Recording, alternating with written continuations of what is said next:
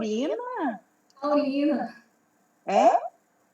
Só taurina para dar Só taurina para essa é grega resistente. Nossa, vamos cantar parabéns então para Cláudia? Para a surpresa que era no final da live, gente, brincadeira. Eu nem dei parabéns para nada para fazer a surpresa, vocês cortaram a surpresa. Eu não me aguentei, não me aguentei. Depois, ué. São 17 horas, hein? Então, a gente pode abrir. Vocês querem começar? Quem vai falar primeiro sou eu, Pedro? Você, Cláudio. Você, Nara, eu, Cida. Então sideralmente voando. Nara tá aí, né? Eu tô aqui. Tá, então Isso, tá. Ricardo, fala o 3, 2, 1, claquete, tá? Tá, então vamos lá. Vocês podem beber. Tem 30 segundos aí pra ajeitar o topete. Ih, meu Deus. A legenda já tá rodando. Meu cabelo tá horroroso, credo. E eu que nem sei como é que tá o meu. A gente não vê a legenda, né, Ricardo? Não. Ai, meu Deus. Tá bom. Vocês estão numa reunião, tá, gente? Vocês estão numa reunião entre vocês. E é uma conversa. A gente só tá acompanhando e, eventualmente, o Pedro vai olhar o mundo lá fora e trazer... Né, Ricardo? Ei? Você vai avisar. Sim. São 17h01. Tá. Você quer começar? Vou fazer a contagem, Vamos. tá? 3, 2... Bom, tô no ar? Sim. Bom, boa tarde. Meu nome é Cláudia Werneck. Eu sou fundadora da Escola de Gente, Comunicação e Inclusão, que é uma ONG que existe bravamente há 18 anos, trabalhando com direitos humanos, inclusão, com um foco muito preciso na questão da comunicação acessível e das pessoas com deficiência que vivem na pobreza. Diante desse cenário pandêmico todo, a Escola de Gente tomou a decisão de contribuir para que toda a discriminação que existe no presencial em relação à acessibilidade não se transmitisse para o virtual. Por isso, nós estamos fazendo hoje a nossa segunda live acessível. Lives acessíveis, infelizmente, são raridade no planeta e não apenas no Brasil. Essa possivelmente é a segunda live com tanta acessibilidade na história do Facebook, pelo que o próprio Facebook já comentou conosco. Estamos aqui reunidos, então, com 3 acessibilidades. Antes que eu apresente as pessoas que participarão da live, estamos aqui com Jadson Abraão, fazendo a nossa Libras, para que as pessoas surdas possam participar. Nós temos que ter Libras e legenda em tempo real, como temos aqui nessa live. E temos audiodescrição também, para que as pessoas cegas saibam tudo o que está acontecendo. Vocês vão reparar que quando a gente faz uma live acessível, quando todas as formas de comunicação se encontram, a tendência é que a gente fique mais ansioso, mais ansiosa, principalmente na internet, quando se sabe que meio segundo na internet gera um estresse, uma ansiedade muito grande. Então, é esse o propósito, discutir inclusão e falar de inclusão e viver inclusão e viver um tempo de comunicação inclusiva ao qual nós não estamos habituados e que o nosso psiquismo, a nossa banda larga, dê conta dessa aventura interessantíssima e fundamental, daqui por diante mais ainda, que é ver comunicação para todas as formas humanas, legitimamente humanas, acontecendo. Essa live é muito importante, ela tem um tema fundamental, que é o tema do teletrabalho e da inclusão, como ficam os direitos de todas as pessoas. Está conosco aqui hoje a procuradora Cida Gurgel, Maria Aparecida Gurgel, que é uma grande parceira da Escola de Gente desde a nossa fundação em 2012, e hoje é a segunda pessoa mais tem mais autoridade no Ministério Público do Trabalho, é a vice-procuradora-geral do Ministério Público do Trabalho. Está conosco também aqui o Rafael Giger, que é auditor do trabalho. Eu estou aqui tentando lidar com entre a fotografia da neta e o que eu tenho que ler. E está conosco Rita Lozeiro, que é representante da Abraça e é uma ativista pela neurodiversidade.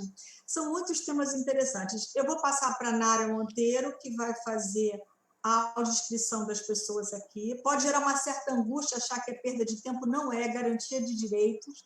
E depois eu vou passar para o Pedro, coordenador da Escola de Gente, que vai coordenar os debates. Então, é isso. Vamos lá, gente. Boa tarde, eu sou a Nara Monteiro. Eu vou começar agora, então, a audiodescrição. Na tela de vocês, a tela de vocês provavelmente está dividida em vários quadradinhos. Em cada quadradinho desse, que a tela está dividida, fica uma das pessoas. E as pessoas são a Cláudia Werneck, que acabou de falar. Ela é branca, tem o cabelo curto, grisalho, ela usa um topete bem no alto da cabeça, é a franja dela que ela vira para trás, toda estilosa. Ela usa um óculos de grau, tem os olhos castanhos, usa óculos de grau, está com um batom vermelho, sorrindo. Ela tem uma camisa, ela está vestindo uma camisa com listra horizontal, branca e preta. Nós temos aqui também a Maria Aparecida Gurgel, a Cida. A Cida, ela é branca, tem cabelos curtos também brancos, olhos castanhos, usa óculos de grau e está vestindo uma camisa social azul. O Rafael Giger, ele é branco, tem os cabelos castanhos compridos, estão presos num rabo de cavalo. Ele tem os olhos castanhos e tem uma barba bem cheia. Ele é deficiente visual. Rita Louzeiro é negra, tem cabelos cacheados na altura do ombro. Ela também tem os olhos castanhos e ela está com uma blusa vermelha. E nós temos o Jadson Abraão, ele é o intérprete de Libras, ele é negro, careca, tem os olhos castanhos, usa óculos de grau, tem um cavanhaque, está vestindo uma camisa social rosa com listras verticais brancas. E Pedro Prata, que já vai falar também. O Pedro é branco, tem olhos castanhos, usa óculos de grau e tem uma barba que já está ficando grisalha, então tem os pontos da barba, assim, bem na altura do queixo, nas laterais do rosto, que já estão mais grisalhos. É isso, gente. Pessoal, super obrigado pela presença. A gente está aqui feliz por ter a oportunidade de debater esse tema com pessoas tão bacanas e que constroem o direito ao trabalho digno no Brasil. Eu quero só primeiro contextualizar de que essa live faz parte de um projeto da Escola de Gente muito recente que a gente está elaborando por conta da quarentena e por conta da pandemia, que chama Interconexão Inclusiva, e que a gente desenvolveu por conta dessa necessidade nova que o mundo tem, um mecanismo, uma tecnologia social sobre como fazer atividades online para todas as pessoas, ou seja, atividades online que sejam acessíveis. Então, já vou adiantar que a nossa próxima live vai ser exatamente sobre como construir atividades online com acessibilidade, como fazer reuniões, transmissões, lives, de um modo em que todo mundo, qualquer pessoa com ou sem deficiência, possa participar. Então, isso que a gente está fazendo aqui pela segunda vez vai virar uma live específica para discutir como que qualquer atividade do mundo pode ser, de fato, acessível. Então, já vou passar a palavra para a Cida, que, além de ser uma autoridade do Ministério Público do Trabalho, é uma pessoa que construiu e constrói a lógica como o trabalho digno no Brasil chegou até aqui e tem avançado. A Cida, além de uma especialista, é uma pessoa que elabora, constrói e orienta o Brasil inteiro, não só o Ministério Público, mas o Brasil inteiro, no que a gente considera formas inclusivas e dignas de se trabalhar. Então, Cida, a palavra agora está com você. Poxa, eu fico agradecida das palavras da Cláudia e as suas, Pedro. É uma honra estar aqui com todos nessa live acessível e realmente, como a Cláudia colocou no começo, nós temos que ter paciência para ter todos os mecanismos de acessibilidade em ação nesse momento, né? Então, isso é muito importante, porque quando falamos, quando nos comunicamos, devemos nos comunicar com todos e com todas, né? Então, a comunicação é um veículo primeiro da informação. Se a comunicação é bem feita, é acessível, a informação chegará adequadamente para a pessoa, especialmente para a pessoa com deficiência. Eu gostaria de iniciar essa nossa conversa pedindo licença para botar dois parâmetros muito importantes. Um deles, a Convenção sobre os Direitos da Pessoa com Deficiência e a Lei Brasileira de Inclusão, já que nós estamos nesse momento de pandemia e nós precisamos ter atenção para a proteção da pessoa com deficiência.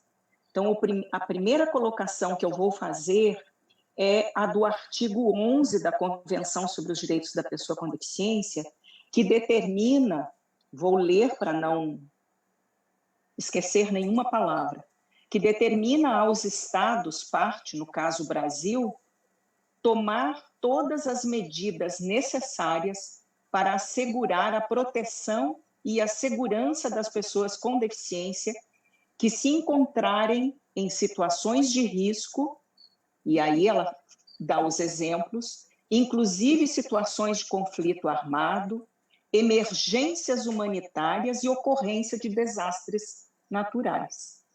E essa mesma convenção fala das mulheres com deficiência e diz que as mulheres e as meninas com deficiência de todo o grupo de pessoas com deficiência são ainda mais vulneráveis e que os Estados-parte, no caso o Brasil, têm que tomar todas as medidas de proteção para as mulheres e meninas com deficiência.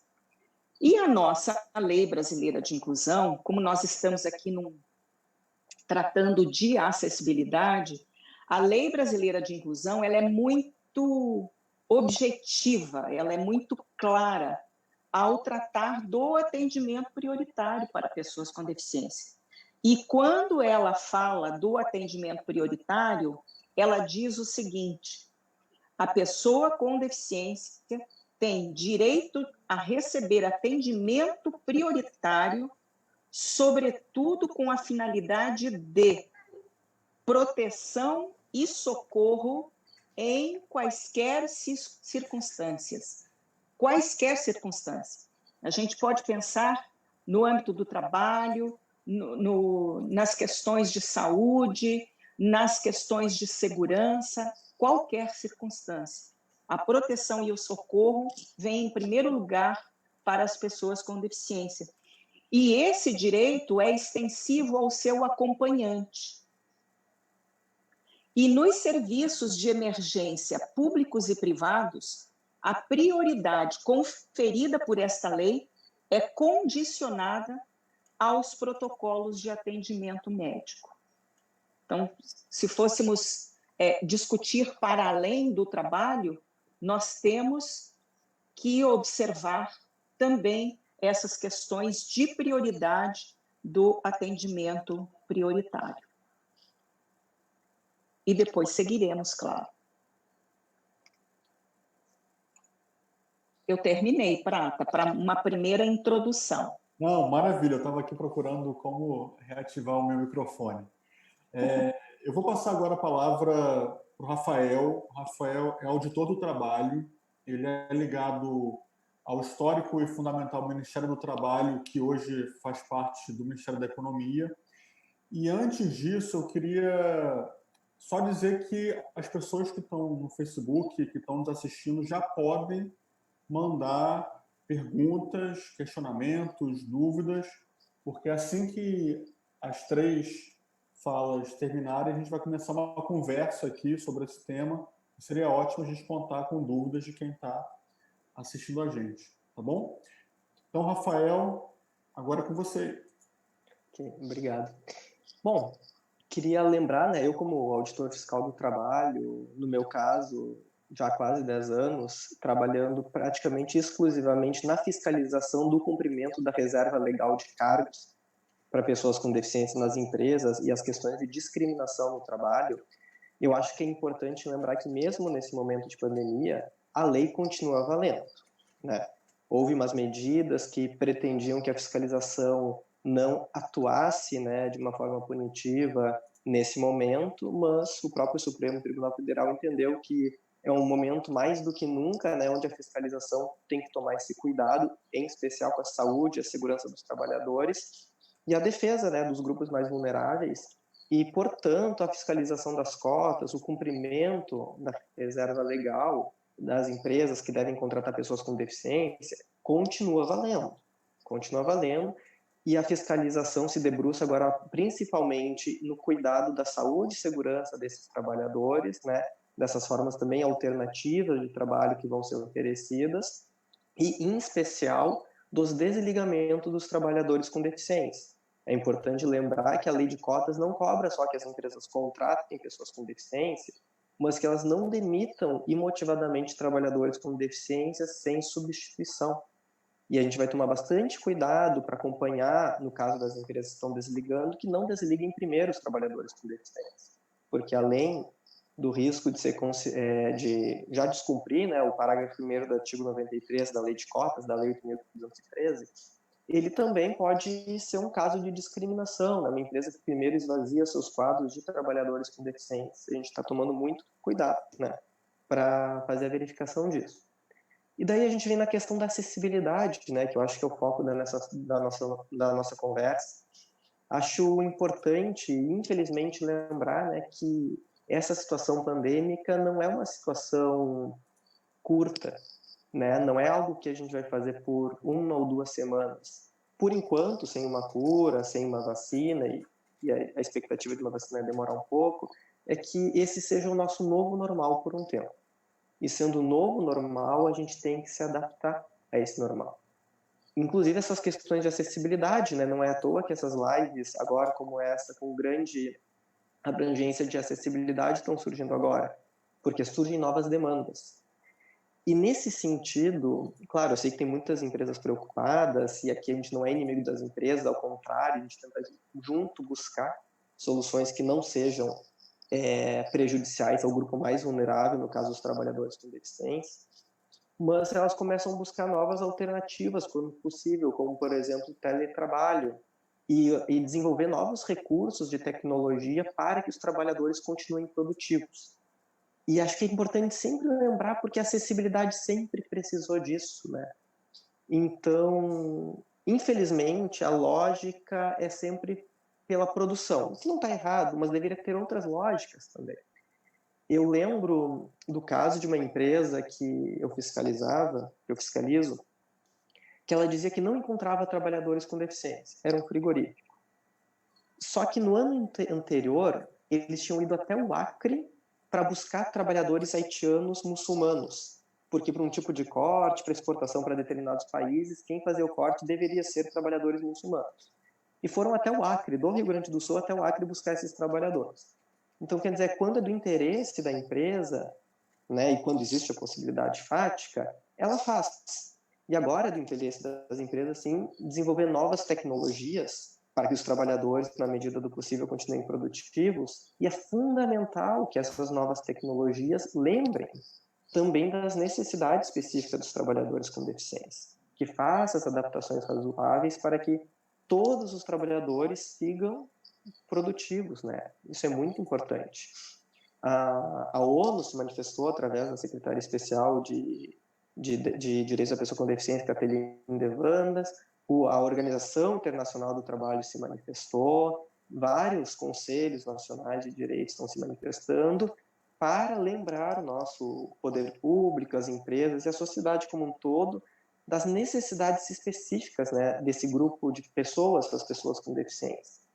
E, infelizmente, né, as coisas que não resolvemos até aqui, sejam as questões de desigualdade, seja o descaso com determinados grupos, sejam dificuldades da saúde, numa situação pandêmica, tudo aflora, né? Acaba afetando ainda mais. Então, todos os problemas que a gente não resolveu ainda vão se tornar grandes desafios a partir de agora. Entre eles, claro, o trabalho das pessoas com deficiência. Acho que de fala inicial era mais isso, para trazer o início. Não, super obrigado, Rafael.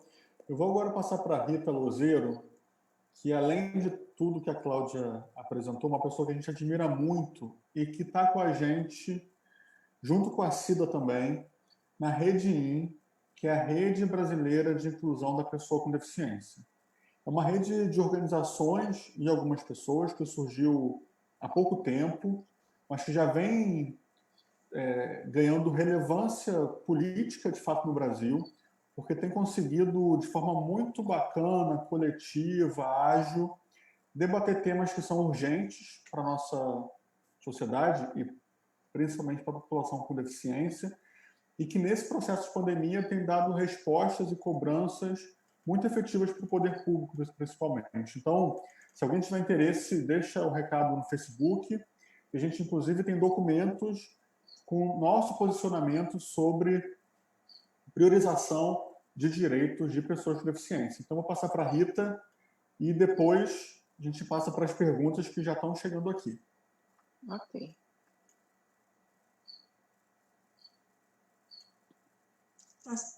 A Rita precisa ativar o microfone. Não ativou. Obrigada, eu sempre esqueço do microfone. Todo mundo está me ouvindo bem? Ok. Sim.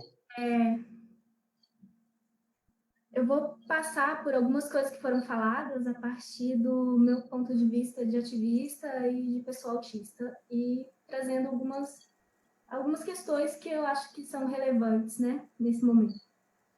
A Maria Aparecida, ela falou sobre a prioridade de proteção e de socorro em relação a pessoas com deficiência e seus cuidadores, né? Eu sou uma mulher autista e sou cuidadora do meu irmão, que é um homem autista, um homem adulto autista, que demanda cuidados 24 horas por dia, supervisão e tal. Então, eu estou incluída nessas duas demandas, digamos. E uma questão que tem sido muito levantada nesses últimos dias de pandemia, porque as notícias chegam com mais ênfase, é a questão do autista adulto que demanda muitos cuidados, que depende de outras pessoas. Se acontece alguma coisa com essas pessoas que cuidam desse autista, ele não tem amparo, né? Então, o teletrabalho, ele alcança, a importância do teletrabalho é tanto para a pessoa com deficiência, quanto também para os cuidadores, né? No caso do teletrabalho para as pessoas autistas, que eu tenho visto, assim, de demanda, que eu acho que as adaptações razoáveis têm sido feitas não muito a contento. A gente tem algumas demandas, assim, que são específicas, porque o teletrabalho em si, num primeiro momento, ele não é uma situação muito difícil para a maioria das pessoas autistas, porque a gente está na nossa casa, num ambiente controlado, que a gente conhece, com pessoas que a gente conhece, é o ideal, né? A gente vai ter algumas questões relacionadas à comunicabilidade da equipe, por exemplo, reuniões virtuais. Essa é a primeira live que eu faço e foi um grande desafio, está sendo um grande desafio para mim. Tive que fazer uns treinos. Antes eu estava, por conta da pandemia, comecei a fazer terapia online, né? Também foi um passo. Mas tem pessoas que trabalham e, de repente, elas precisam participar de reuniões online nesse formato, e que é muito complicado. Para muitas pessoas autistas não é possível. Então, uma adaptação razoável é pensar na questão da comunicação, outros meios, né, que não seja tão... que não sobrecarregue tanto a pessoa autista que tem essas questões, né? Porque o vídeo, ele tem muita informação, tem a tela, tem várias pessoas, a gente está ao vivo, enfim. E tem a fala também, porque geralmente a gente se comunica melhor pela escrita, né? Então, pensando nas adaptações razoáveis, quando a gente pensa em teletrabalho para a pessoa autista, é preciso olhar para as características que aquela pessoa tem, que vão ser positivas nesse contexto, e perguntar para essa pessoa quais são as situações que ela precisa de apoio, né? O que eu tenho visto nos grupos de pessoas autistas é uma certa dificuldade de se organizar, porque muitos têm disfunção executiva e precisa, de repente, de alguém supervisionando, fazendo um checklist para a pessoa seguir. É uma outra rotina, então a gente precisa de um período de adaptação. E falando da deficiência de modo geral, que já foi falado com relação à lógica de produção, né? A lógica de produção, ela é muito violenta, eu acho que para todo mundo, mas especialmente para as pessoas com deficiência. E especialmente agora, né? Eu acho que agora todo mundo está sentindo quanto que essa lógica de produção ela é violenta com todo mundo, porque está todo mundo numa situação muito atípica. Mas para as pessoas com... Desculpa, gente, meu computador está fazendo um barulho estranho. Mas para as pessoas com deficiência, ela é mais violenta e agora, nesse período, ela fica mais intensamente violenta.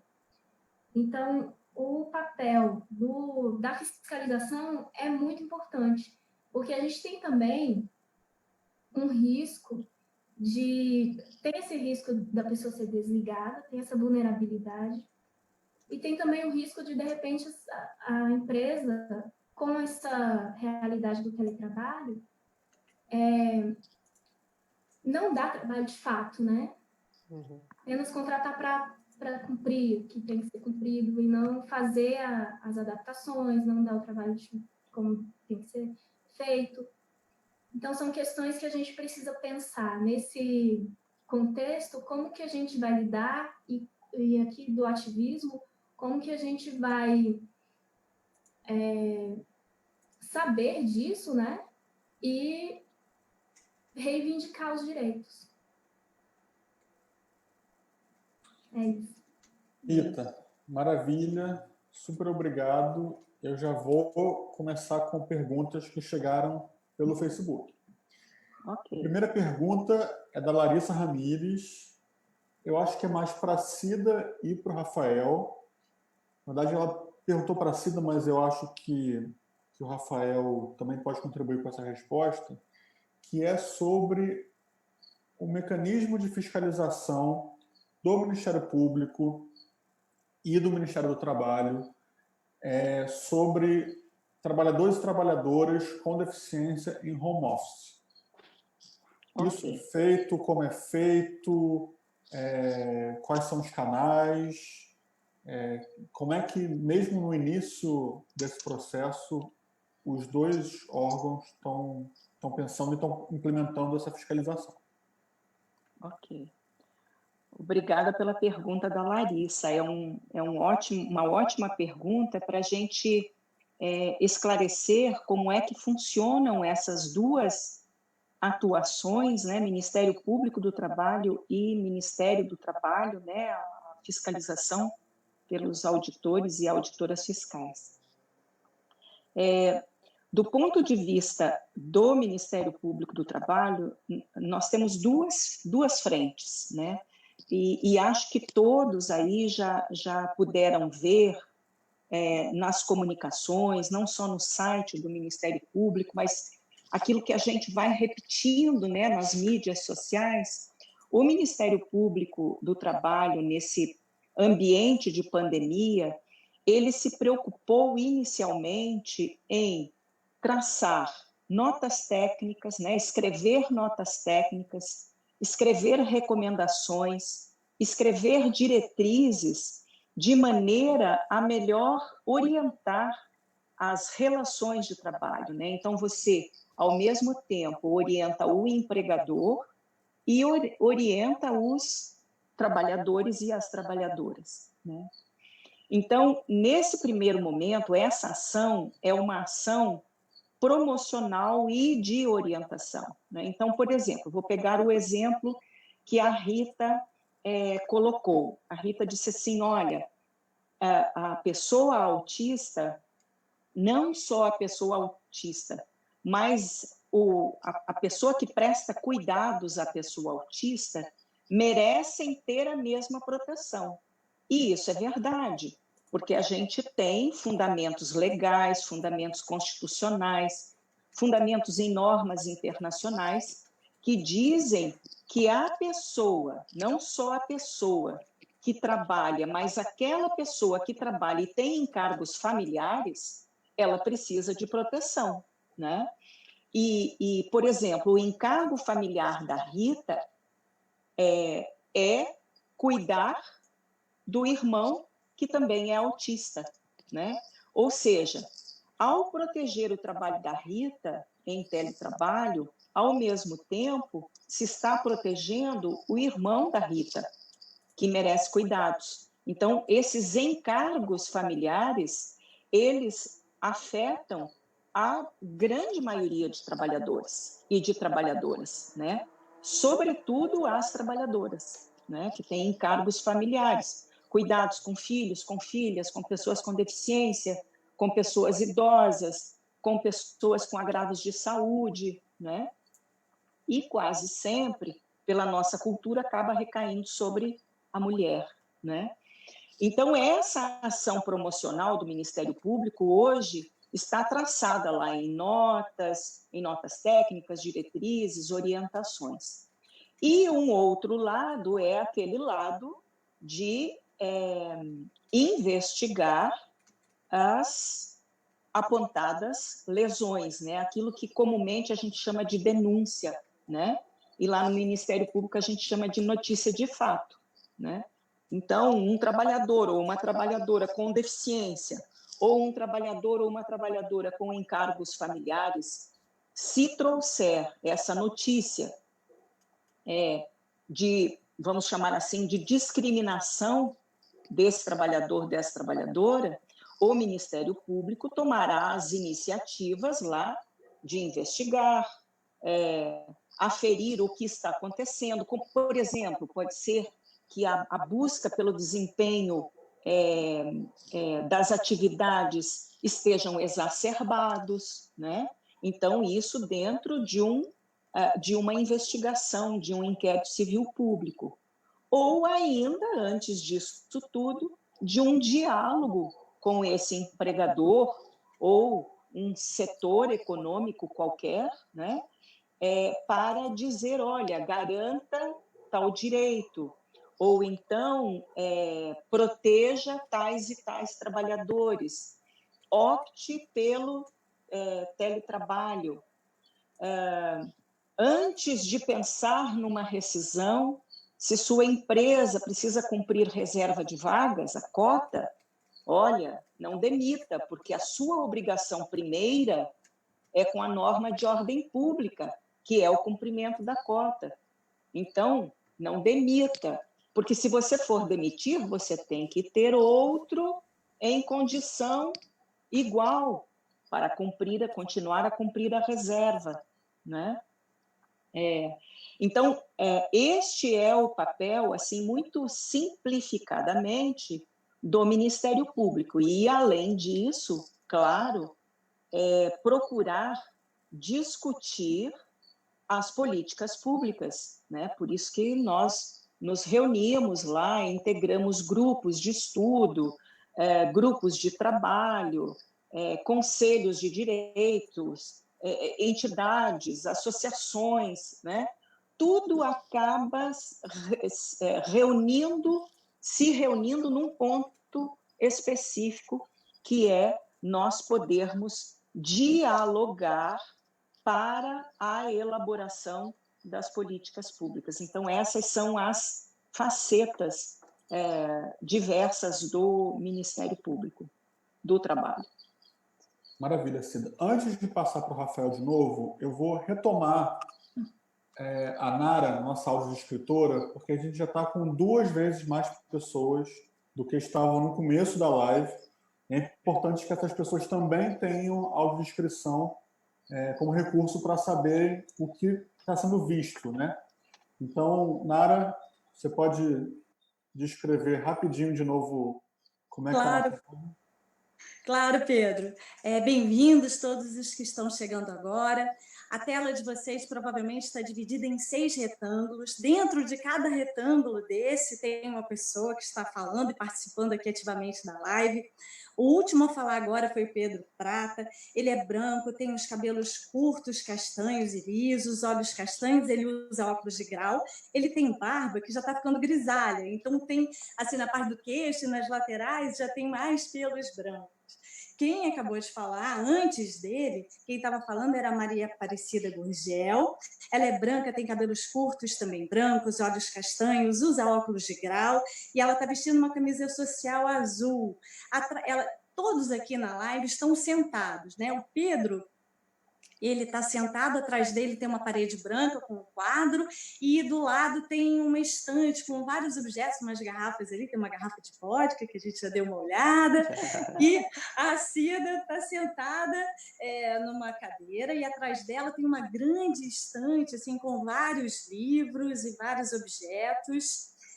Está aqui também o Rafael Giger, ele é branco, tem os cabelos castanhos compridos, estão presos no rabo de cavalo, os olhos também são castanhos, e ele tem uma barba bem cheia. Ele está vestindo uma camisa social azul. Ele também está sentado. As paredes atrás dele, bem logo no fundo, tem uma janela que está com a persiana fechada. Se a persiana externa está fechada. As paredes são um tom assim, um bege claro, o teto é branco. Nós temos aqui também a Rita. A Rita é Rita Lozeiro, ela é negra, tem os cabelos cacheados na altura do ombro, ela tem olhos cacheados, ela está com uma blusa vermelha e atrás dela a parede é branca. Temos também o Jadson é o intérprete de Libras. O Jadson, ele é negro, careca, ele tem os olhos castanhos, usa óculos de grau, tem um cavanhaque, está vestindo uma camisa social rosa com listras verticais brancas e atrás dele, o fundo, é uma parede verde. Falei da Cláudia, gente? Não falei. Cláudia Werneck também está sentada, ela agora abriu um sorriso. E a Cláudia, ela é branca, ela tem o cabelo já ficando grisalho, ela usa a franja, a parte da frente, ela vira para trás fazendo uma onda, um topete, o cabelo é bem curtinho, ela usa um óculos de grau. Atrás dela, ela está sentada e a parede atrás dela tem vários quadros, tem fotografias, mas tem um quadro maior que tem umas flores pintadas. É isso, gente. Somos todos aqui reunidos. Eu não apareço, tá? Eu não estou em nenhuma janelinha. Obrigado, Nara. Agora, Rafael. Como que está sendo feita a fiscalização em home office? Certo. Primeiro, justificar que não tenho livros atrás, porque eu sou deficiente visual, então eu leio ouvindo, né? Meus livros estão todos dentro do celular. E não tenho vodka porque eu não bebo no quarto. Mas eu também não bebo sozinho, então eu estou muito sozinho e não bebo mais, né? Só bebia socialmente. Mas como tem sido feita a fiscalização? Larissa, obrigado pela pergunta. Como eu comentei antes, né? Esse é um novo normal, e um novo normal ele gera novos desafios, né? Anualmente, a gente fiscalizava fazia em torno de 10 mil fiscalizações, que resultava em média 40 mil contratações diretas de trabalhadores com deficiência por ano por conta das nossas auditorias. Além de lavrar os autos de infração que se convertiam em multas e firmava também termos de compromisso. Esse novo normal, em primeiro momento, por uma determinação de uma medida provisória do presidente, nos impediu, os fiscais do trabalho, a seguir com as fiscalizações normais, penalizando as empresas, mas isso recentemente foi derrubado pelo STF, então a gente retorna às fiscalizações normais, podendo penalizar. No entanto, com a prioridade da crise do Covid-19, ou seja, o que impacta diretamente. Então, isso envolve diretamente fiscalização dos locais de trabalho que são essenciais e que os trabalhadores seguem em contato, né, com a população e com o risco do Covid. Isso envolve também as fiscalizações de trabalho escravo e trabalho infantil, que não podem nunca parar. Em relação às pessoas com deficiência, o nosso foco muda um pouco. Ao invés da gente fiscalizar que as empresas sigam contratando pessoas com deficiência, das empresas todas, o nosso foco, embora a gente também faça isso, o nosso foco é com os desligamentos e com o que as empresas estão, de que forma estão alocando, né, e cuidando dos direitos dos trabalhadores com deficiência.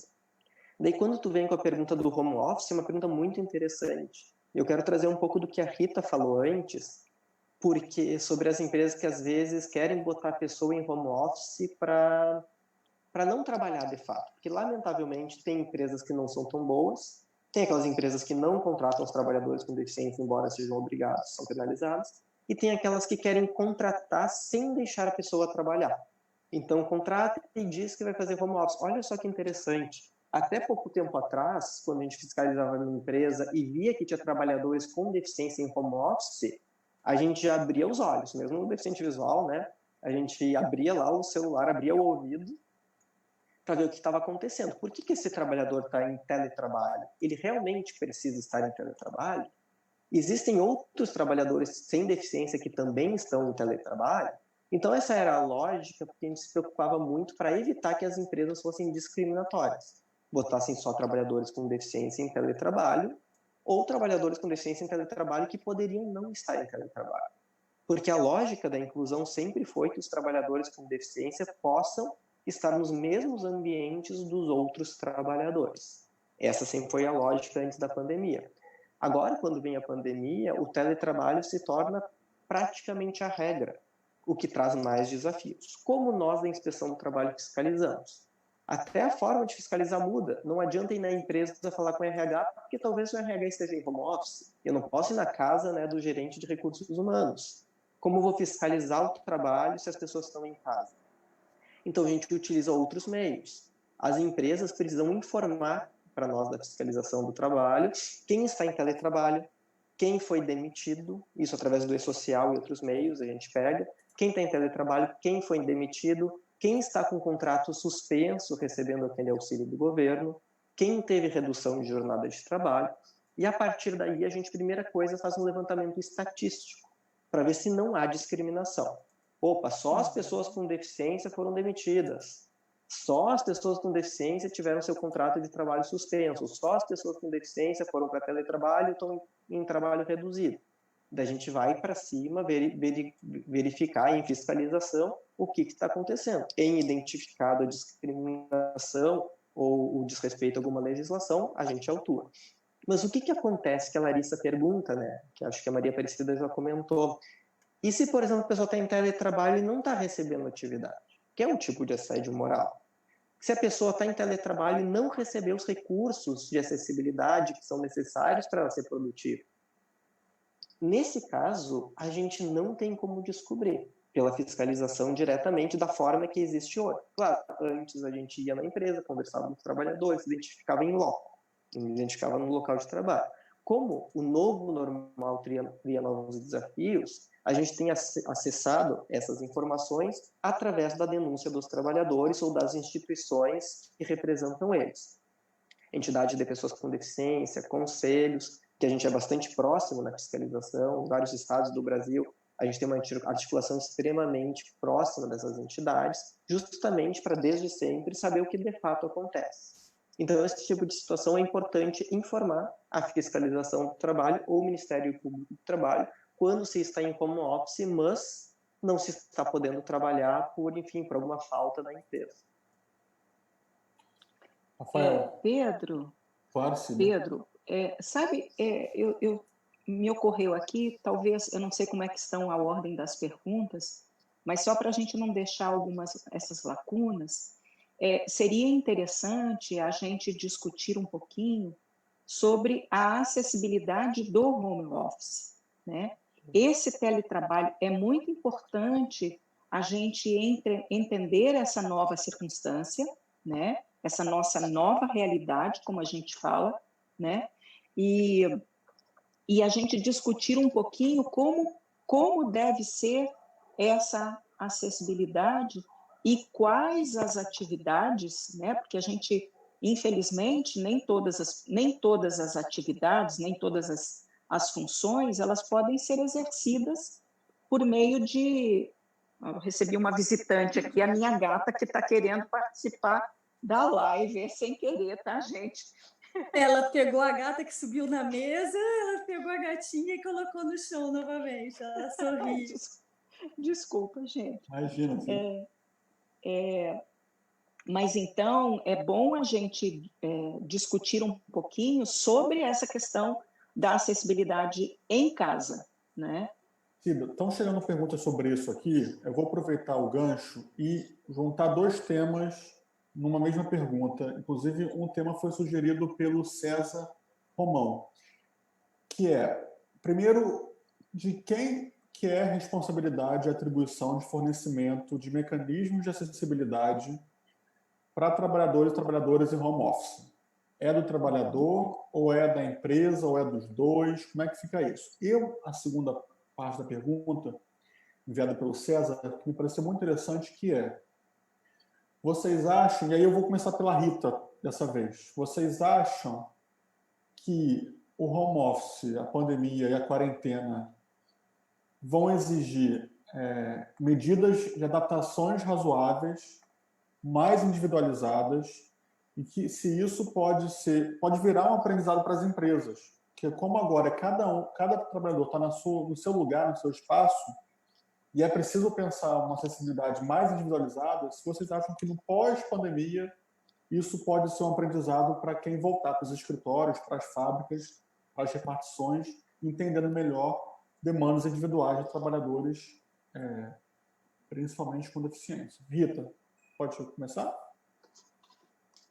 Sim, eu acho que é uma grande oportunidade para as empresas que saibam fazer isso, aprender não só com relação à acessibilidade no trabalho dos seus colaboradores, mas também com relação da comunidade que ela atende, né?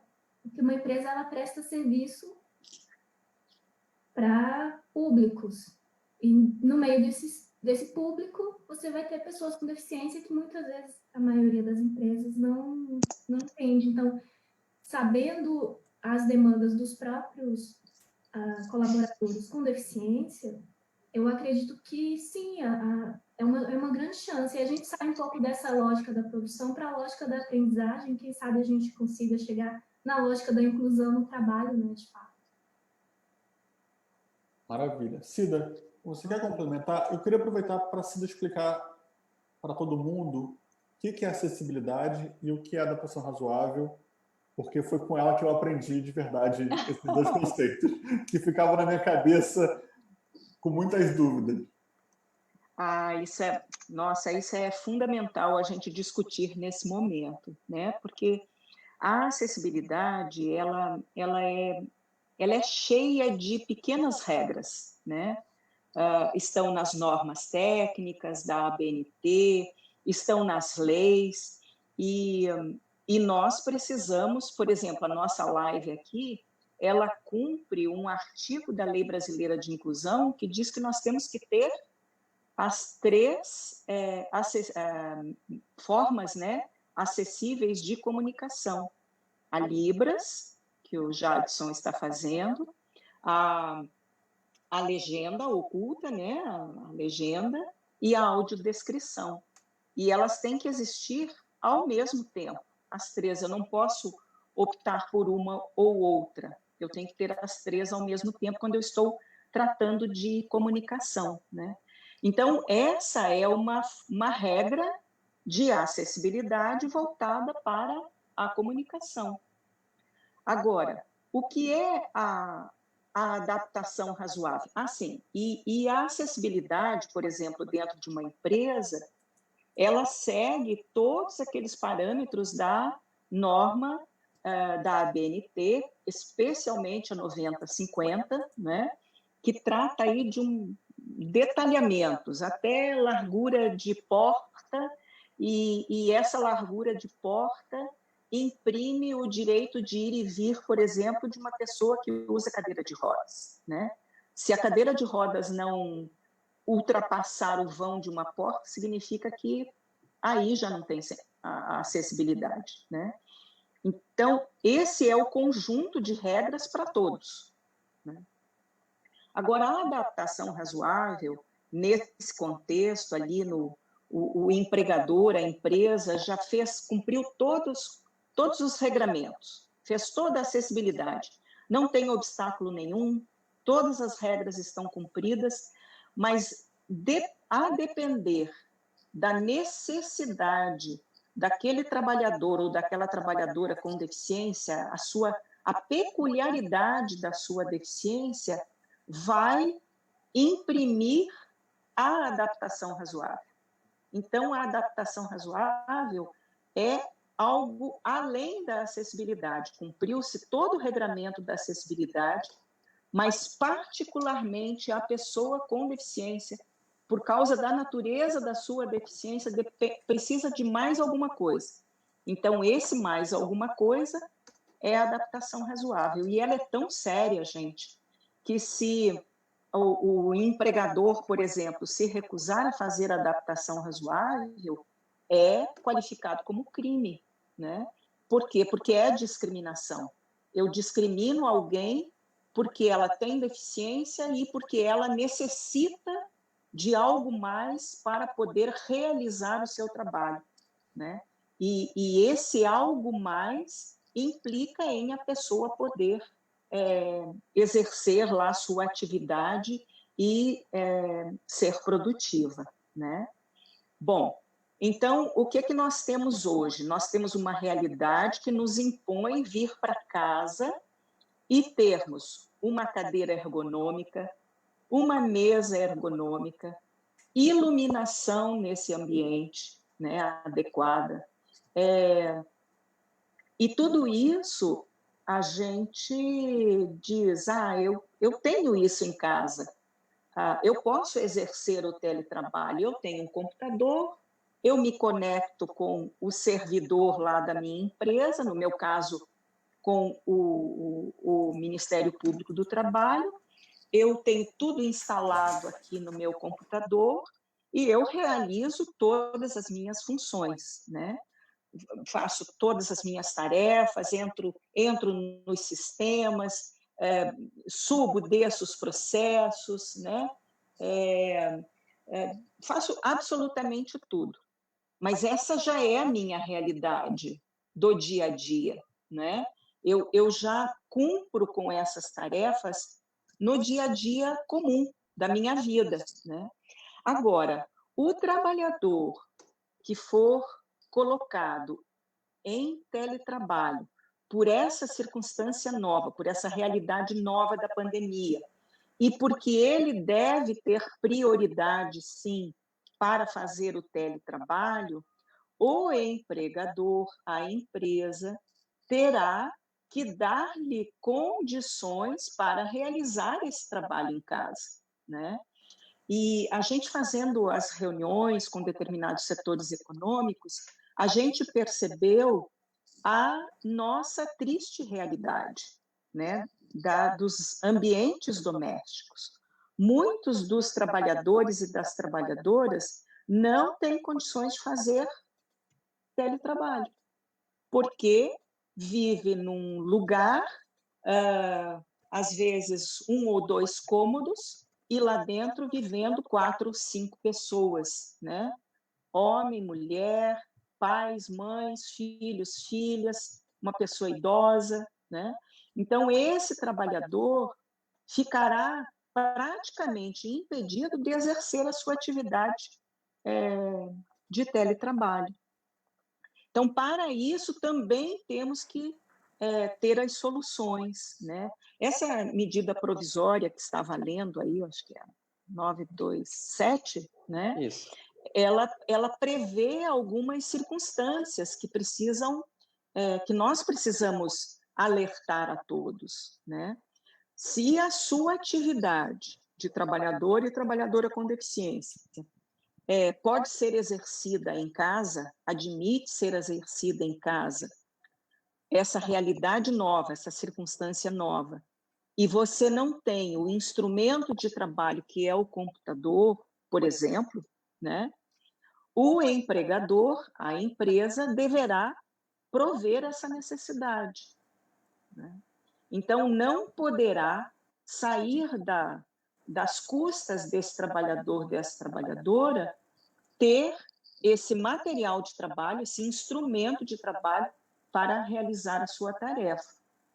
A medida provisória, ela traça alguns parâmetros, inclusive de comodato, entre aspas, emprestar o instrumento de trabalho para que a pessoa possa exercer a sua função, né?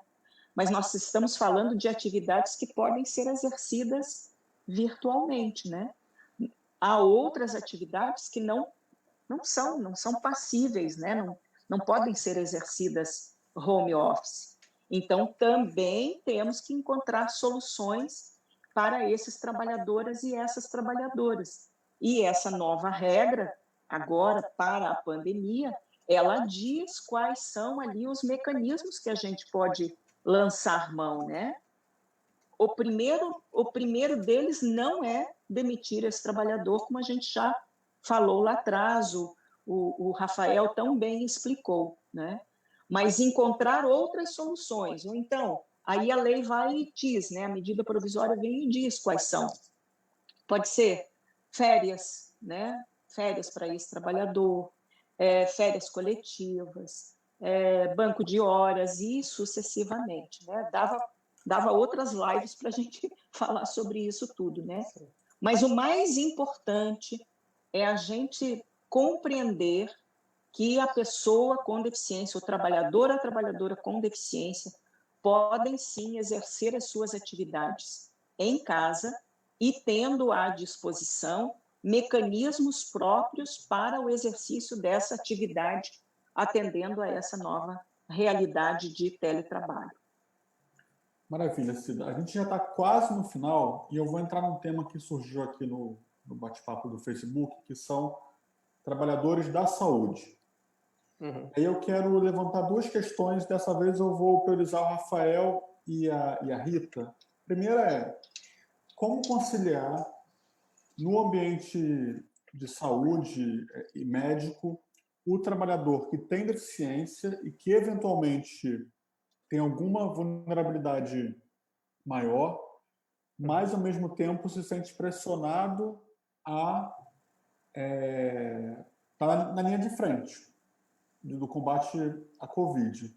Como que a gente consegue, e se é possível, balancear essa situação, né? Como é que conciliar essas duas demandas, de um lado individual e fundamental, e de outro coletivo e também fundamental. Perfeito. E a segunda questão é sobre cuidadoras e cuidadores de pessoas idosas ou com deficiência em cidades e regiões com restrição de circulação. Porque muitas vezes essas profissionais não têm um curso técnico ou muitas vezes não têm curso superior e não conseguem comprovar que são da saúde, porque saem de casa, se deslocam para cuidar de alguém numa casa particular, de uma família. O que essa pessoa tem que fazer, o que essa família tem que fazer para garantir que essa cuidadora chegue ao local de trabalho e possa, enfim, não deixar a pessoa com deficiência ou idosa ou em uma outra situação sem esse suporte de saúde também, né? Rafael, você começa? Bom, eu queria só ainda pegar um último gancho da conversa anterior, que falamos bem sobre acessibilidade e adaptação razoável, muito bem esclarecido pela Maria Aparecida Gugel. Só quero trazer um ponto onde, né, a gente precisa ser vigilante, né? Porque, como a Rita falou, pode ser muito benéfico a gente descobrir, né, esses potenciais de adaptações razoáveis que devem ser fornecidos pelo empregador, mas existe um risco, né? Nós, da fiscalização, a gente tem muitos ouvidos, né? Então, a gente ouviu já de uma quantidade considerável de empregadores a ponto de ser preocupante, dizendo o seguinte: bom, adaptando o ambiente de trabalho para a pessoa com deficiência na sua própria casa, quando passar a pandemia, eles podem continuar trabalhando em casa. Por quê? Porque pode ser mais barato deixar a pessoa em casa do que tornar a sua planta fabril, o seu escritório acessível às pessoas com deficiência. Então, já estão pensando dessa forma e é muito importante a gente lembrar que não. Assim muito como bem, eu comentei Rafael. Antes, que a gente tomava muito cuidado, né, quando tem teletrabalho, por que estava acontecendo o trabalho, essa nossa preocupação continua. Né? Passando a pandemia, bom, as pessoas voltam ao seu trabalho normal. Mas como a gente falou o tempo todo aqui, tem um novo normal, né? E esse novo normal, ele inclui, por exemplo, eu não tenho certeza dos dados, mas acho que é mais ou menos isso, das 440 mil pessoas com deficiência hoje trabalhando, acho que em torno de 40 mil, ou seja, 10% são auxiliares administrativos. Ou seja, 10% a princípio, uma boa parte do trabalho poderia ser feito em teletrabalho. Mas, historicamente, é engraçado a gente dizer historicamente, só que é os últimos 20 anos, né, desde que existe fiscalização das cotas, não dos últimos 30 que existe a lei, mas, infelizmente, desde os últimos 20 anos que existe a fiscalização, as pessoas com deficiência estão trabalhando e, historicamente, elas trabalham muito mais em atividades produtivas.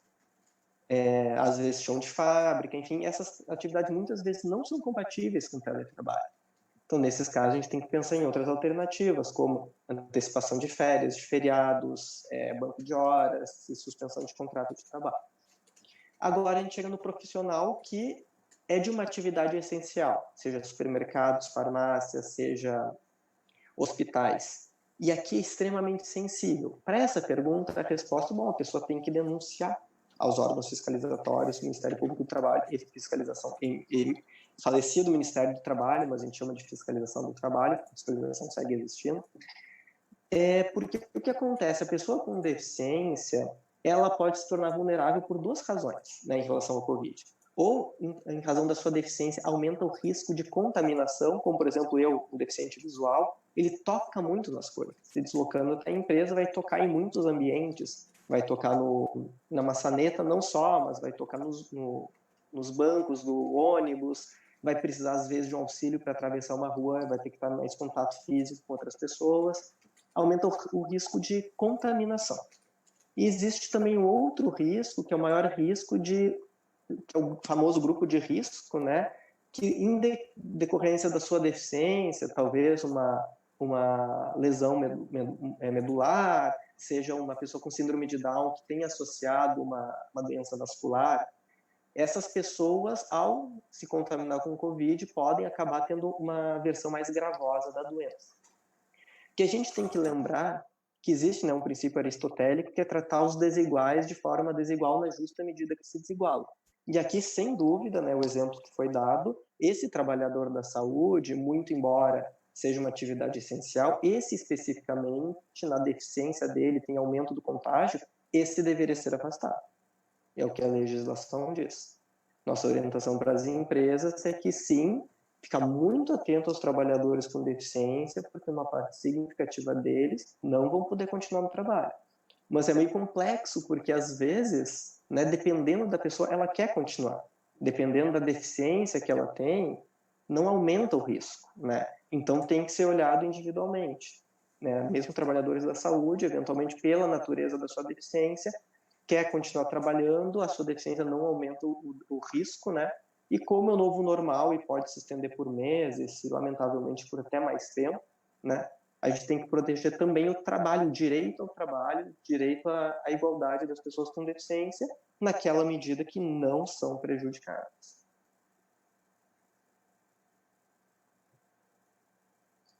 Alô? Oi? Oi? Sim, terminei. Rita, você. Eu tenho que ligar meu microfone, que eu sempre desligo ele. Muito interessante essa questão dos trabalhadores com deficiência da saúde ou de qualquer área essencial, né? Eu acho, assim, do meu ponto de vista como pessoa autista e ativista, que a gente precisa encontrar o respeito ao limite da pessoa, né? Porque, por exemplo, a gente vai ter... No autismo, isso vai ser muito comum. Você tem uma rotina, você vai trabalhar todo dia, de repente isso para por causa de uma pandemia. De repente, a pessoa que o trabalho dela não parou, ela vai continuar, mas ela está em vulnerabilidade, ela está numa situação de estresse. De repente, aquele ambiente que ela trabalhava está com uma outra configuração, está com mais gente circulando, é uma outra... O trajeto está em casa também, mudou a configuração. Então, assim, desorganiza aquilo que a gente já tinha como um mundo organizado. E aí você vai ter uma série de questões de saúde mental, de saúde emocional, relacionada à ansiedade, aumento de crises. No autismo a gente tem muitas crises, né? Que se parecem com crises de ansiedade, que são crises sensoriais. Então, assim, Pensando no ambiente de um hospital, por exemplo, eu acho que precisa haver uma atenção especial com relação aos limites das pessoas, que às vezes a própria pessoa não consegue reconhecer e ela vai sucumbir. Porque, principalmente numa área tão essencial quanto a da saúde, que muitas vezes a pessoa está ali por uma questão mesmo pessoal, não só pelo trabalho, né? E que é uma área muito essencial, que a pessoa se sente impelida a estar ali, tal, como uma questão de responsabilidade. Os empregadores, pessoal da supervisão, equipe e tal, precisa se atentar a esse limite. E aí, dentro desse limite, ou fazer as adaptações que sejam necessárias, de repente colocar num ambiente menos demandante, né? Vamos supor que seja um hospital, de repente aquele ambiente está muito demandante, ou com mais risco de contágio, digamos, tirar aquela pessoa de um ambiente tão caótico, colocar em um outro ambiente onde ela possa também continuar trabalhando, exercendo sua atividade, mas de uma maneira mais tranquila. E em casos extremos, quando a pessoa... O que eu não acho que seja raro, sabe? Porque a gente está num momento complicadíssimo, principalmente para quem... Falando em relação a pessoas autistas, né? Para quem tem... Você tem um mundo organizado, você tem seu dia a dia organizado de determinada forma, você faz suas coisas de determinada maneira. E, de repente, nada, absolutamente nem compra mais, né? As coisas mais simples, elas são totalmente diferentes, você tem que se refazer. O novo normal é muito novo, né? São novos desafios e tal. Então, a pessoa vai... Muita gente vai passar desse limite, sabe? E aí eu acho que essas alternativas mesmo, antecipar férias, para preservar essa pessoa, né? Porque aí ela aumenta o risco de ou entrar num quadro complicado que ela vai precisar cuidar, ou se contaminar, né? Porque já está vulnerável, já está numa situação e acabar se contaminando é pior ainda. Então, é isso, observar os limites, oferecer as adaptações necessárias e, não sendo possível, com tudo isso, manter a pessoa ali, liberar. Eu acho que é isso. Oi, Rita, só para complementar isso que tu diz, aqui a gente fala sobre a questão psicossocial, né? Que ela é muito importante e desde que a convenção incluiu a pessoa com deficiência mental, né, e diferenciou da deficiência intelectual, aqui para quem está assistindo, né, a deficiência intelectual é aquela que tem um déficit cognitivo, e a mental é aquela que tem uma questão psicossocial, como transtorno bipolar, autismo. Desculpa, o autismo já tem uma lei específica, né? Transtorno bipolar, esquizofrenia, entre outros, que são consideradas pessoas com deficiência. E essa questão da rotina e do trabalho, né? Inclusive o trabalho como forma, né, de resgate social e reabilitação, eles são muito importantes. Isso tem que ser visto de forma muito delicada. Enquanto tu falava, eu concordava só contigo. E daí eu lembrei de um caso que aconteceu que foi justamente o oposto. Claro, não posso dizer que a regra é a exceção, mas de algumas pessoas que, claro, são acompanhadas por uma entidade, né, que faz essa qualificação, essa inclusão no trabalho, assistida por uma entidade de saúde mental, disse, olha, fulano, beltrano e ciclano precisam se afastar porque lá no mercado o ambiente está mais estressor. Mas o João e a Maria e o José, para eles seria importante continuar, porque pela questão psicossocial deles, ir para casa no ambiente de pandemia aumentaria o risco do surto. Então, tu vê que naqueles era importante essa rotina do trabalho, claro, no caso daquelas pessoas, né? Então, eu acho que a parte mais importante é o cuidado, né? O olhar. Né? O olhar para a pessoa com deficiência no ambiente, porque, como tu falou, o ambiente mudou. Tá ok, a gente sabia que era muito bom a inclusão no trabalho daquela forma para aquela pessoa. Mas o trabalho mudou, a rotina mudou, a forma de chegar no trabalho mudou. E aí, para essa pessoa, como é que tá? É importante ser afastado? Quer dizer, ela tem um maior risco, seja pelas razões que eu te falei, e tu acrescenta uma terceira, que é a questão psicossocial, que é muito importante também. Ela tem um maior risco de contágio. Se ela se contaminar, ela vai ter uma doença mais gravosa, e mais a terceira coisa que tu traz, né? Será que esse ambiente, da forma que ele está, ele não pode também, por si só, ser nocivo para a questão psicossocial da pessoa? Então, é muito importante as empresas atentarem muito para o trabalhador com deficiência. Ele é um grupo em especial, né?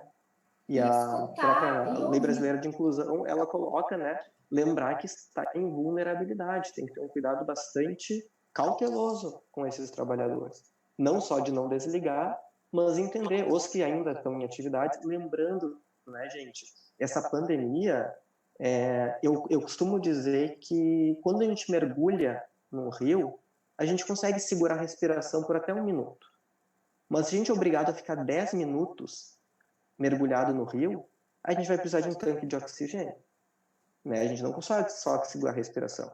Ou seja, medidas que são úteis num mergulho de 1 minuto são impossíveis em 10 minutos. Então, considerando uma pandemia que, pela ciência que a gente tem atualmente, é algo que vai se estender por muitos meses, quiçá anos, a gente tem que pensar no trabalho da pessoa com deficiência. Quer dizer, algumas atividades vão voltar e a pandemia ainda não vai ter terminado. Vai ser um novo normal que a gente nem sabe como vai ser daqui a 1 mês. E proteger, né? Garantir o teletrabalho quando for viável, né? E nos casos das atividades que forem voltando, a gente identificando onde existe espaço para as pessoas trabalhar, para as pessoas com deficiência trabalhar de forma saudável e segura e que seja útil, né, para a psique delas também.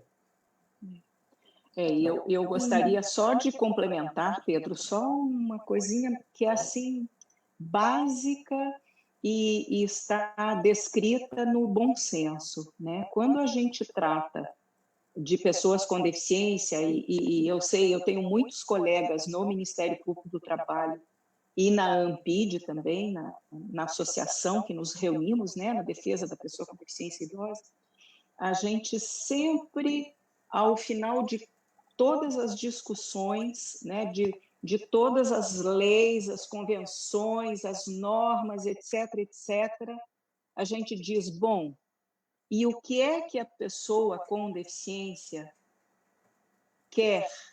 O que é que ela pensa disso? Para resolver tal situação, pergunte para a pessoa com deficiência. Pergunte para ela qual será a melhor solução, né?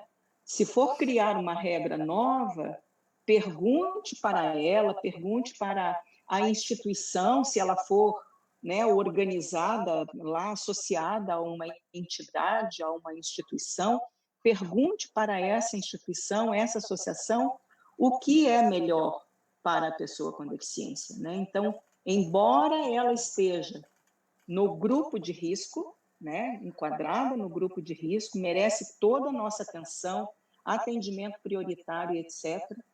Mas, na dúvida, o empregador, a empresa, deve perguntar a esse trabalhador, a essa trabalhadora com deficiência, e especialmente na área da saúde mental, como bem coloca a Rita e o Rafael, pergunte qual é a melhor solução para ela. Essa é a regra básica de qualquer diálogo. Maravilha, Cida. Eu vou entrar A gente já está com mais de 1 hora, mas eu vou esticar mais um pouquinho, porque eu não quero interromper a conversa e porque as pessoas estão assistindo ainda. A gente achou que depois de 1 hora fosse ficar mais cansativo, mas a gente está vendo que não, que elas estão ficando. Então vamos aproveitar. Que bom, que bom. E a pergunta agora é uma junção de alguns questionamentos que vieram pelo Facebook, que é sobre trabalho no serviço público. Então, como que é fiscalizado, como que a gente pode fiscalizar, quais são os canais, quais são as regras. E eu queria acrescentar uma questão que é possível, pelo serviço público, que um órgão garanta medidas de acessibilidade, de adaptação razoável, de forma urgente, como a gente está vendo, por meio de compras emergenciais e não processos longos de licitação? Quem é um gestor público que precisa hoje garantir que a sua equipe trabalhe em casa e com acessibilidade, o que ele faz? O que vocês sugerem que ele possa fazer para não prejudicar o andamento do trabalho e, ao mesmo tempo, não prejudicar a lógica da administração pública. Quer começar, Ok. Silvia? Posso começar. E vou ser assim bem simplificada, porque a gente está vivendo esse momento, né? No Ministério Público, por exemplo, como eu disse antes, é muito comum a gente trabalhar à distância, né? Os procuradores, as procuradoras, os servidores, as servidoras, quase que independentemente das funções que exercem, né? E agora tem sido muito comum a gente fazer um levantamento por meio de pesquisa direta, né, do servidor, da servidora, como está o seu ambiente de trabalho, né? O que é que ele precisa nesse ambiente de trabalho. E as necessidades, assim, elas surgem da descrição desses ambientes de trabalho, né? Então, eu tenho uma sala específica, eu tenho um computador específico, a minha sala é iluminada, como a gente falou lá no começo, né? Mas quando a gente faz essa pesquisa, a gente tem que ter uma direção. Você tem que saber, você está perguntando, essa pessoa, esse servidor, essa servidora vai te responder, né? Você vai ter um resultado e você vai fazer o quê com esse resultado? Bom, você vai fornecer computador para todos os servidores e todas as servidoras? Isso é possível nesse momento, né? Vamos fazer dispensa de licitação, por exemplo, para comprar materiais, né? Insumos para o setor hospitalar, clínico, laboratorial e etc. Então, para isso também tem regramentos, né, procedimentos que estão aí ao nosso dispor e que a gente precisa lançar mão, né? Mas, sobretudo, fiscalizar o setor público hoje é fiscalizar o desempenho das suas atividades. Muito mais que tudo, é fiscalizar esse desempenho, né, nas atividades. Então, de repente, descobre-se assim, nossa, determinada área, né, do serviço público é fundamental. E a gente está vendo aqui agora o fundamento de um bom sistema de saúde, né? De existência de materiais, de insumos, de profissionais qualificados, especializados. Como é que vai se atender no serviço de saúde um paciente com coronavírus que é surdo? O que você precisa? Você precisa de um profissional capacitado para tratar aquele paciente surdo, né? E por aí vai.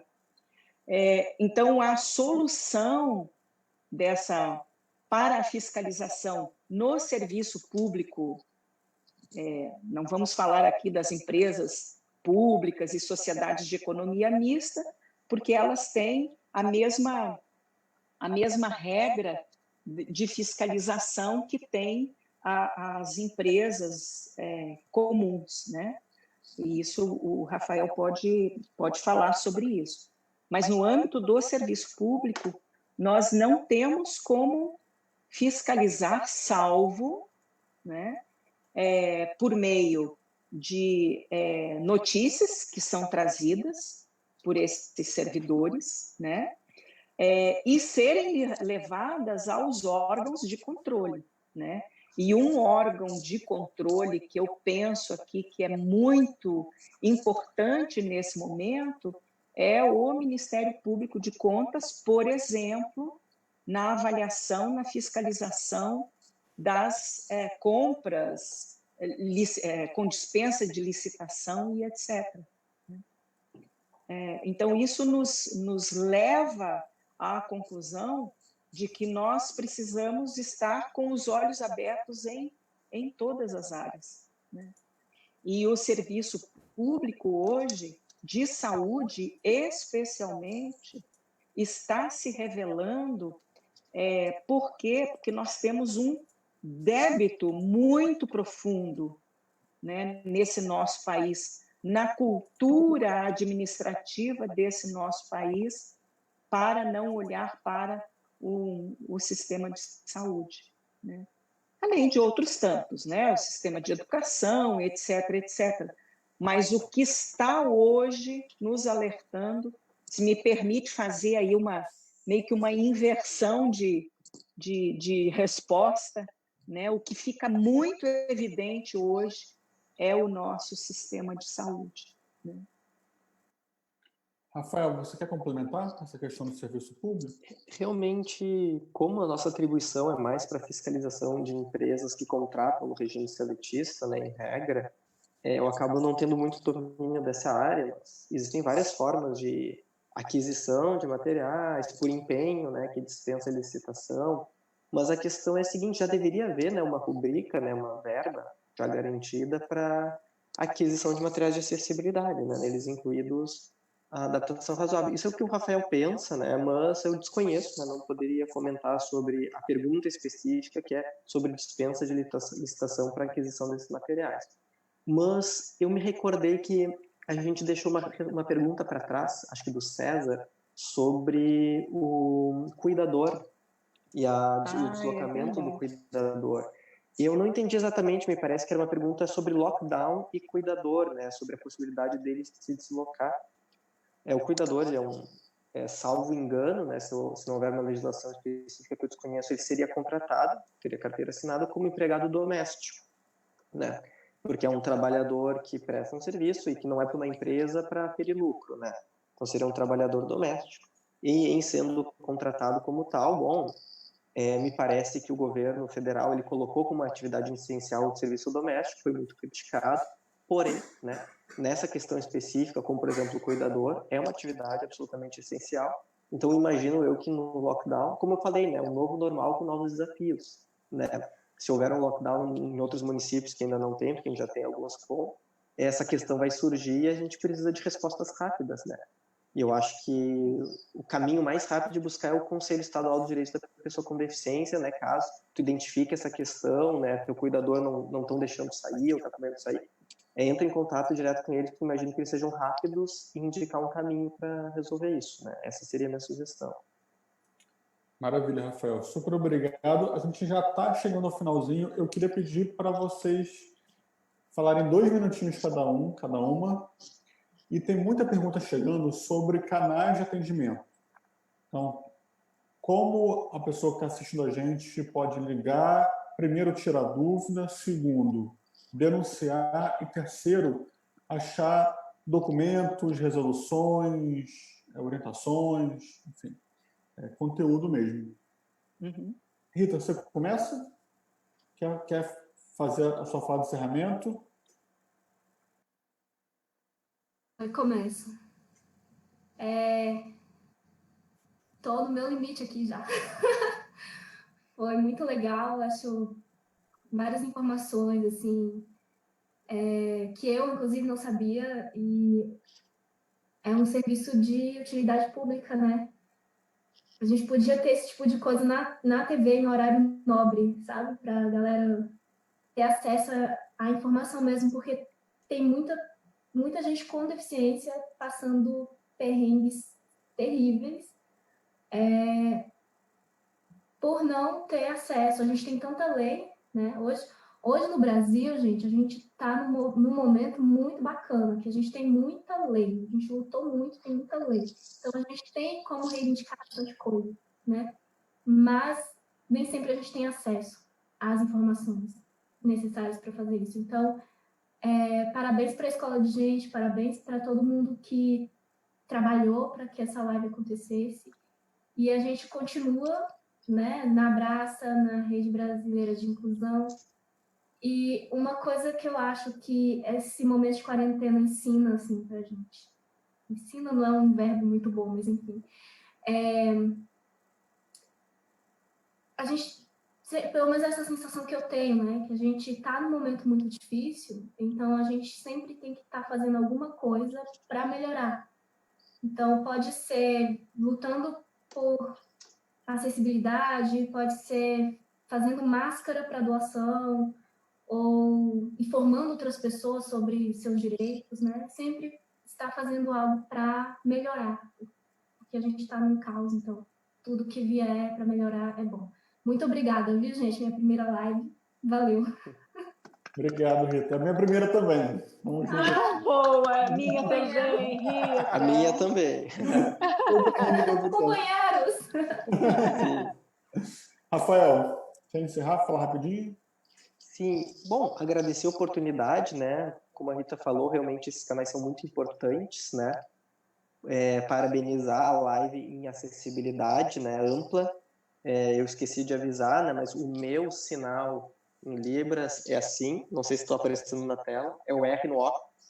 Como sou deficiente visual, normalmente eu estou de óculos escuros no trabalho, mas aqui alguém me falou que estava dando reflexo do celular, então eu tirei o óculos escuro. Sobre canais de contato, a Escola Nacional de Inspeção do Trabalho, ENIT, bota no Google, Escola Nacional de Inspeção do Trabalho, ou ENIT, dos auditores fiscais do trabalho, está tendo vários vídeos de orientação. Acho que a gente ainda não tem nenhum vídeo sobre pessoa com deficiência, é uma falha, mas já tem sobre aprendizagem, sobre as mudanças das medidas provisórias, sobre o teletrabalho, sobre a suspensão de contratos. Tem vários vídeos interessantes para orientar. Eu faço aqui um pedido de desculpas. Eu estou acostumado a fazer as palestras, às vezes no meu estado, eu sempre dou o meu contato, né? Ou estou num outro estado, eu dou o contato daquele estado, porque normalmente na fiscalização do trabalho é descentralizado por estado, para dar um contato para denúncias, tirar dúvidas. E como eu não fiz isso, eu vou dar o meu próprio contato pessoal e eu me coloco à disposição para as dúvidas que chegarem e denúncias em relação a direitos da pessoa com deficiência, ou eu mesmo responder ou encaminhar para o responsável do seu estado. Então a pessoa já me manda o estado onde está, né, e a cidade, que daí eu faço o encaminhamento. Não sei se vocês digitam aí, se tem alguma forma assim, mas meu e-mail é Rafael.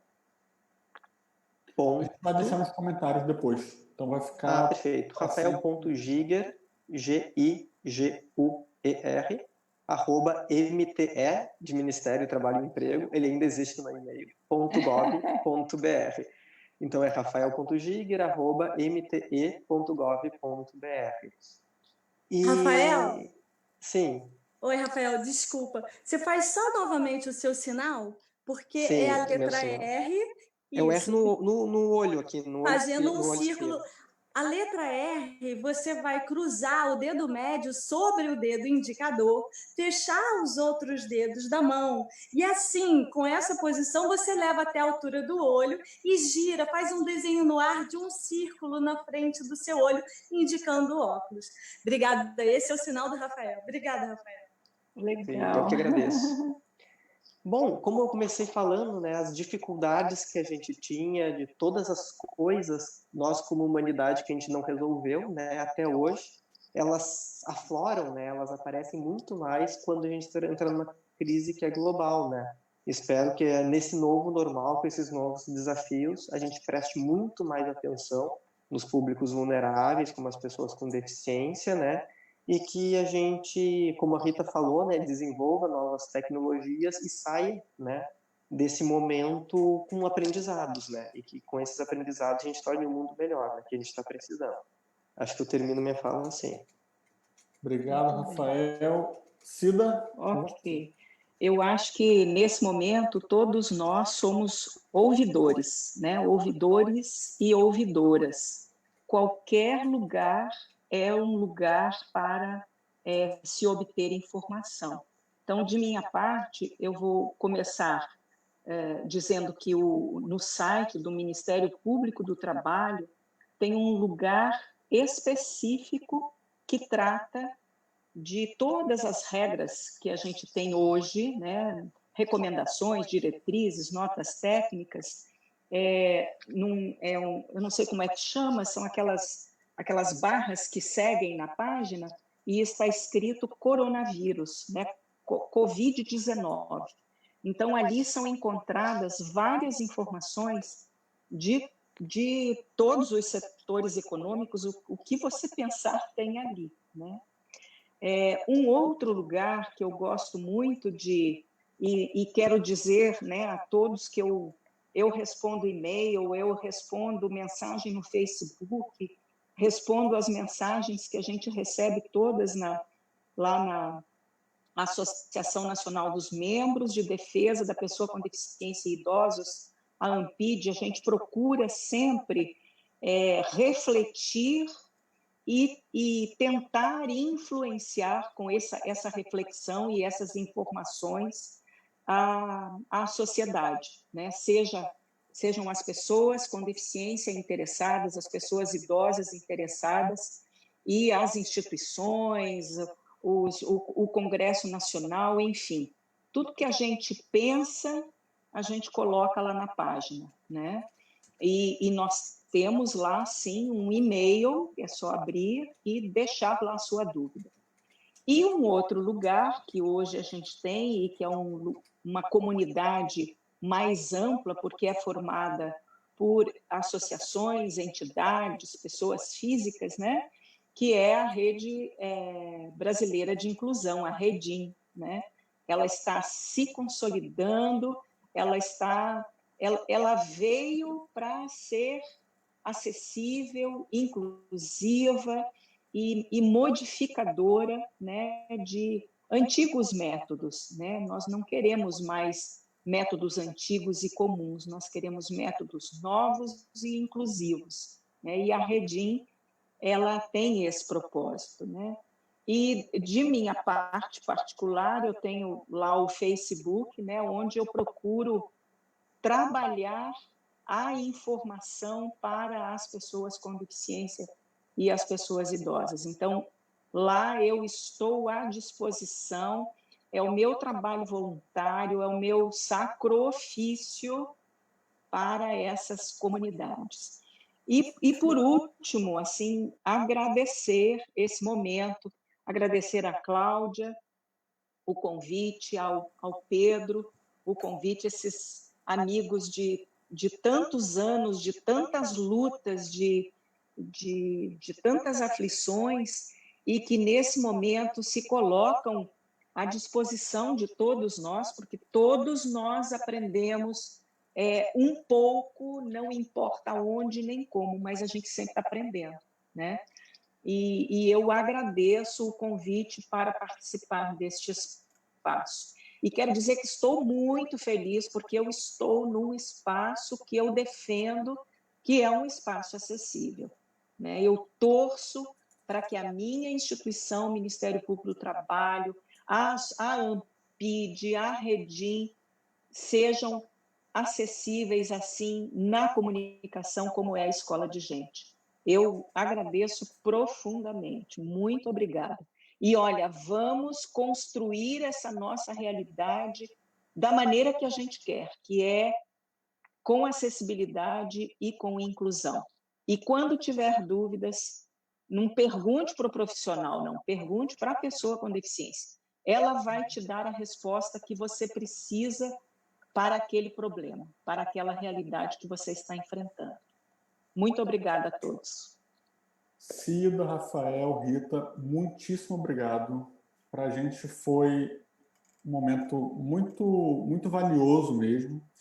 A gente teve aqui, entre pessoas que entraram e saíram, centenas de pessoas na live, já tem mais de 200 comentários. A gente não conseguiu, obviamente, trazer tudo para cá. A gente vai pensar caminhos para que essas dúvidas possam ser sanadas e os debates possam, inclusive, não terminar e serem novas dúvidas possam surgir. Mas antes de encerrar, eu queria fazer um agradecimento muito especial em nome da equipe da Escola de Gente, não nesse momento para os palestrantes, mas para a nossa fundadora, liderança, amiga, querida, que hoje faz aniversário. Cláudia Sorri. Parabéns! Parabéns para você nessa data querida. Felicidades, muitos anos de vida. Viva Cláudia! Um parabéns virtual. Você cantou, todos bateram palmas. Cláudia Sorri. Quando eu falei assim, Cláudia, a melhor data é dia 11, mas dia 11 é seu aniversário. Ela falou, então a live é dia 11. Bora lá. Não há motivo para a gente não fazer atividade por conta do meu aniversário, e eu vou até celebrar e comemorar junto com todo mundo. Então, Cláudia, de verdade, em nome da equipe, a gente queria muito agradecer a sua liderança, o seu carinho. A Cláudia tem sido um olhar muito atento nessa pandemia a nós, da equipe. Foi a primeira a falar, cada um para sua casa. Eu falei, não, Cláudia, dá para eu ir de metrô naquele comecinho? Ela falou, de jeito nenhum. Todo mundo protegido em casa, e a gente vai dar um jeito de continuar o trabalho dessa forma, e a gente vê que foi a decisão mais acertada mesmo. Então, gestora atenta e cuidadora atenta. Exatamente. Eu estava em São Paulo, ela falou, volta de São Paulo, não vai mais viajar, vai ficar em casa trabalhando nos carros. Exatamente. Cláudia está sem microfone. A Cláudia fala, mas o microfone dela está desligado, agora ela para de falar, liga o microfone, se aproxima acho que da tela do computador. Pronto. Pedro, obrigada, Cida, obrigada, Rafael, que eu não conhecia, assim, Rita, que eu conheço há menos tempo, bem menos tempo do que a Cida, mas que se tornou uma pessoa também tão importante. Jadson e Pedro são jovens formados pelo primeiro projeto da Escola de Gente em 2002. Então, a Cida bate palma. Porque o Pedro e Jadson são a minha prova da existência, de que eu existia para eles, meus filhos, claro, mas da minha neta, mas saber que estamos todos aqui juntos, com pessoas que eu conheci com 18, 19 anos, na mesma navegação, na mesma vibe, no mesmo propósito, né? Que o propósito é muito grande, né? Ele pega todos os lados da gente. Então, obrigada, Pedro. Estou super feliz. Olha, foi um grande bolo de aniversário. coberto de desejo, coberto de resistência, amorosa, inclusiva, enfeitado com muitos confetes de luzes, de sonhos, de possibilidades de fazer tudo que a gente quer. Então, muito obrigada. Muito obrigada em nome da Escola de Gente, de toda a nossa governança, dos nossos conselheiros, da nossa equipe. Obrigada a vocês, a todos vocês. Obrigada, Nara. Nara também é nossa escritora desde o primeiro espetáculo de teatro que a gente fez em 2007. Então, também sou muito querida. Então, estamos todos aqui juntos. Pessoal, obrigado. Beijo grande. A próxima live é sobre live acessível. Ótimo. Tchau, obrigada.